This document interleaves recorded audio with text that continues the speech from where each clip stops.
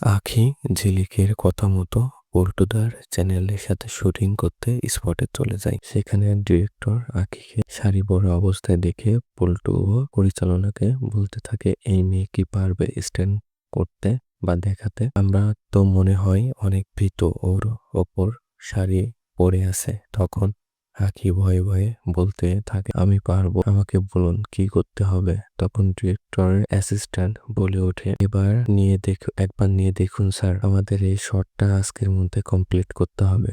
Director তখন রাজি হয়ে যায় আর আঁখিকে প্রক্সি হিসেবে সেজে আসার জন্য তার হাতে স্ট্যান্ড ড্রেস ধরিয়ে দেয় এবং বলে ওঠে, ওই রুমে গিয়ে এই ড্রেসটা পরে আসো। আঁখি সেই রুমে গিয়ে ড্রেসটা হাতে নিয়ে ঝিলিককে ফোন দিতে থাকে।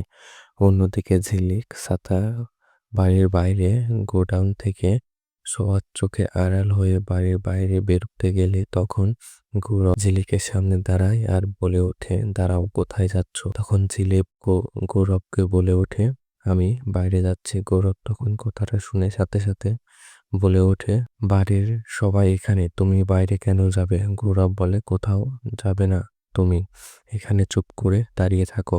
এখনো এই কথা শুনে ঝিলিক চিন্তায় পড়ে যায়। এরপর দেখা যায় গৌরব কোনো কাজে ব্যস্ত হয়ে পড়লে ঝিলিক সে ফাঁকে গোডাউন থেকে বেরিয়ে যায়। এরপর ঝিলিক শুটিং স্পটে পৌঁছে গিয়ে আখির সাথে চেঞ্জিং রুমে গিয়ে দেখা করে আর আখির হাতে সেই পোশাকটি ঝিলিক পরে নেয়। এরপর ঝিলিক কালো পোশাক পরে ডিরেক্টরের সামনে বাইক নিয়ে এন্ট্রি নেয়। তখন ডিরেক্টর অবাক দৃষ্টিতে ঝিলিকের দিকে তাকিয়ে থাকে আর ডিরেক্টরের অ্যাসিস্ট্যান্ট তখন বলে ওঠে, এই মেয়েকে একটু আগে দেখলাম ভীত, আর এখন দেখছে পুরো ডাসিং লুকে চলে এসেছে। আমার মনে হচ্ছে এই মেয়েটা হাঁটিয়ে দিই। তখন ডিরেক্টর ভিডিও সিংকে রেকর্ড করার জন্য রিং এর মধ্যে আগুন লাগিয়ে দিতে বলে রেডি, ক্যামেরা, অ্যাকশন। ঝিলিক তখন সেই আগুনের রিং এর মধ্য দিয়ে বাইক নিয়ে স্ট্যান্ড দেখাতে থাকে আর সেটা দেখে ডিরেক্টর সহ সকলে অবাক হয়ে যায়।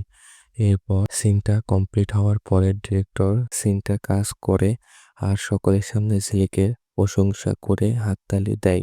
এরপর ঝিলিকের হাতে মোটা অঙ্কের টাকা তুলে দিয়ে বলে, তুমি যদি সিনেমায় কাজ করতে চাও তাহলে আমার সাথে যোগাযোগ করো।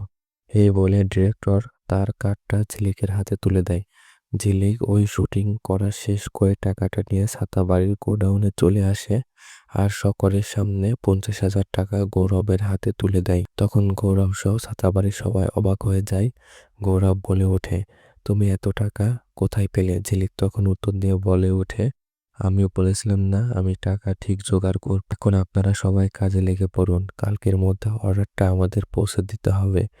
এরপর দেখা যায় জেঠুমনি কর্মচারীদের নিয়ে ছাতা তৈরি করার র ম্যাটেরিয়াল কিনতে যায় আর ছাতা বাড়ির সবাই মিলে 24 ঘন্টা কাজ করতে থাকে। এক পর্যায়ে 400টি ছাতার উপরে ছাতা বানিয়ে ফেলে। এদিকে ছাতাগুলো দেখে জেঠুমনি সহ সকলে খুশি হয়ে যায়।